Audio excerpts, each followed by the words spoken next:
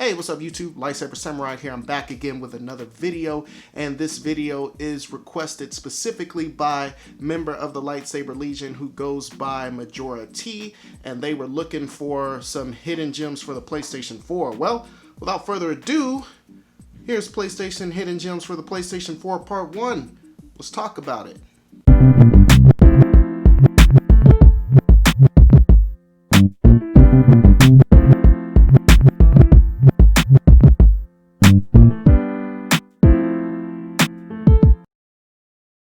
Okay, so the first game on the list is a third-person shooter from Arc System Works and D3 Publisher, and this one is a bit of a strange one. This is SGZH Schoolgirl Zombie Hunter. Did I say that right? Yes, Schoolgirl Zombie Hunter. This is a game that actually takes place in the same universe as Oni-chan Bar. In this game, you play as one of 5 schoolgirls who are under siege in their academy from a horde of zombies. Each of them has their own special firearm. For instance, one is equipped with a pistol, one uses an assault rifle, a shotgun, a sniper rifle. Although as you get more weapons, you can collect more weapons as you play the game. You can kind of switch them in between each character. You can find a ton of different outfits to customize your characters and things like that. The gameplay itself, this game in general is very simple. There isn't really much to this game, but I think that is actually the strength of the game. It's a mindless, just third-person shooter. If you just want to pop it in for 10-15 minutes, it's a really good game that you can pick up and play and put down after a short periods of time. So that's one of the reasons why I like it. The missions themselves don't take but 5 to 10 minutes maybe. They're usually on a timer, but you can get the job done way before that. Some secrets, as I mentioned, weapons and items that some enemies drop and some are just lying around and, you know, kind of off-beaten nooks and crannies around the school, and you can pick those up and use those to accessorize your character. Not much more to say about this game, but I don't often see this in the wild. When I picked this up, this was only the second time I had seen it, and so I do definitely think that this one is going to be one of those rare hidden gems one day. So if you see it, definitely pick it up. It's definitely worth the price of admission right now, but in the future, this is going to be a very expensive game that really isn't going to be worth the price. So definitely get it now. Okay, next up on our list is from Rising Star Games, and this one I was very impressed with. This is called Earth's Down, and this is basically a side-scrolling action RPG. You can customize your character, play as a male or female, and the objective is to take back the planet after it's been overrun by an symbiotic like insect alien horde.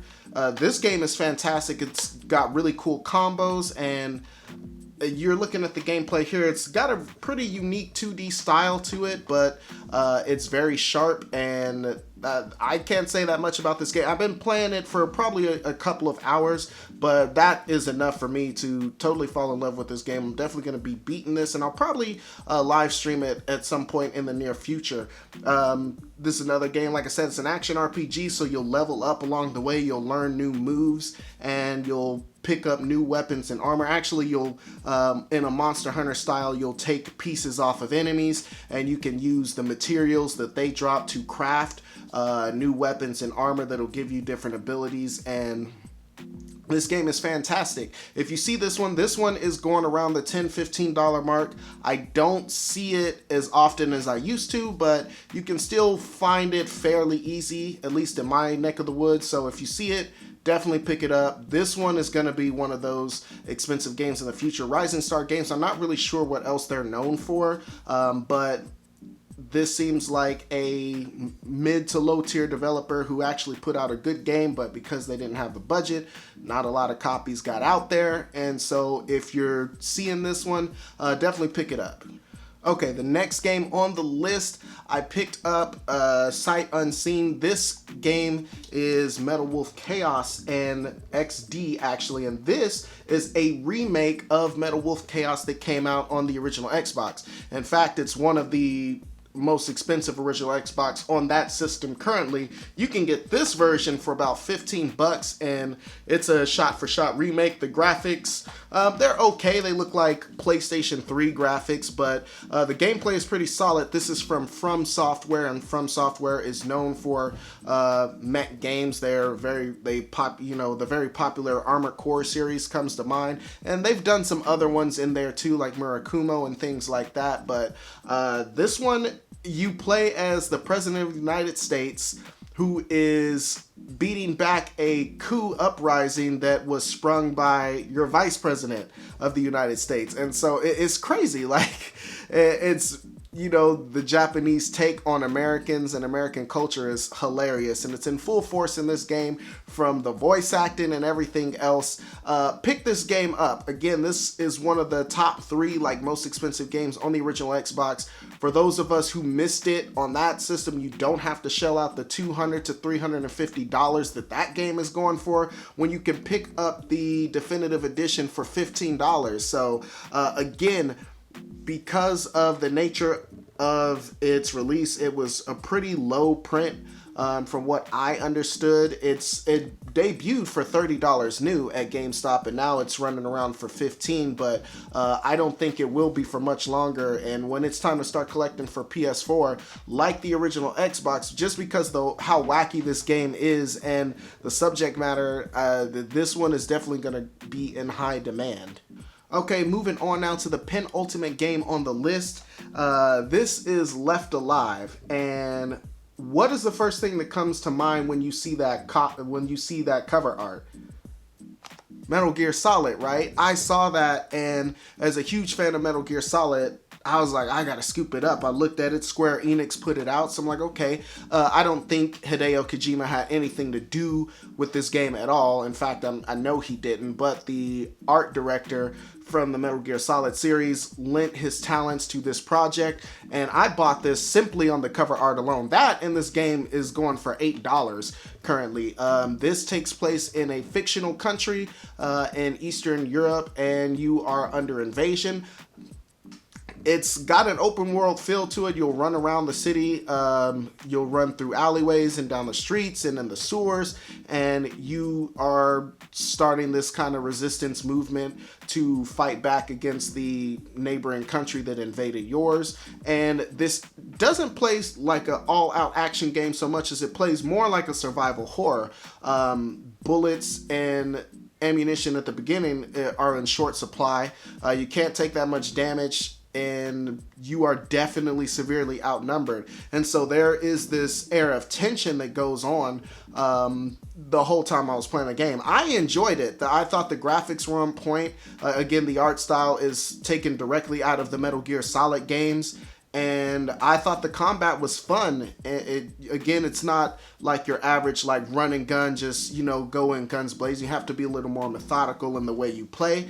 And I was totally all right with that. I liked the tense feeling that I got, even though it wasn't necessarily scary or horror oriented. This game got panned by critics and is widely considered to be one of the worst games of 2019.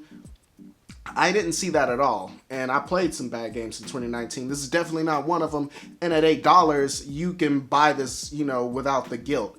Again, I think because this didn't sell well, in the future this may be a sought-after game, because it's really not as bad as people said, right? So, again, at $8, I suggest you pick it up and try it yourself. I had a blast with the game, and I think most of you will too, so if you see Left Alive, grab Left Alive. Okay guys, and here we are, the last game on the list today. I've talked about this one before. This game is definitely not for children. It's on the risque side, and let's just get into it. It is Senran Kagura Peach Beach Splash. This is the no shirt, no shoes, all service edition, and it comes with a bunch of cool goodies like an art book, which I can't show, and a bunch of other things like that. Comes with a plush and some other things. This game surprised me. The Senran Kagura series is known for its fan service, and it's it's erotic visuals. so to speak. But the gameplay has always been solid. This one here actually plays a lot like Splatoon is what it reminds me of.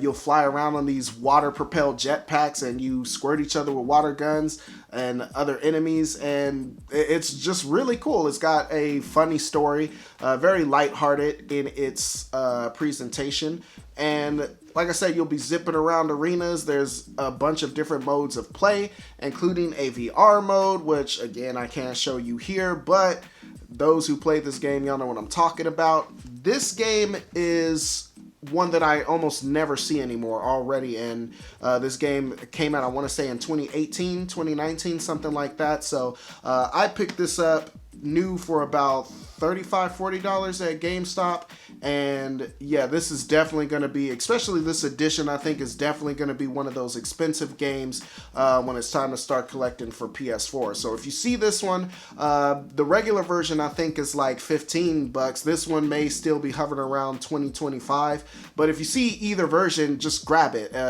It's a fantastic game despite the aesthetics.